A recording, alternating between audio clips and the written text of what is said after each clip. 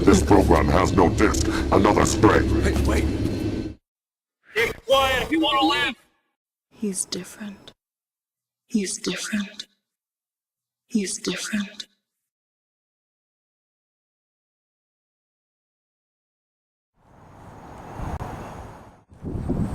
Hello, Cara and Mindy.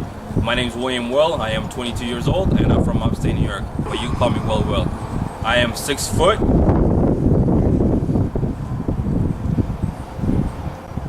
This is the story of my brothers.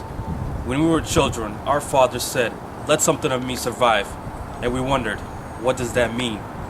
But then we saw our families murdered, villages destroyed, and we understood. We held inside ourselves the memories of our forefathers and their teachings so we can move forward in the world. Like an invisible bridge, their memories connects with our old life, with our new. They say we were saved by coming to the United States. This is true, but we also saved each other. And although our differences may divide us, our common humanity unites us, for we are all brothers and sisters, sharing this wonderful world we call home. They call us the Lost Boys, but I don't think we're lost.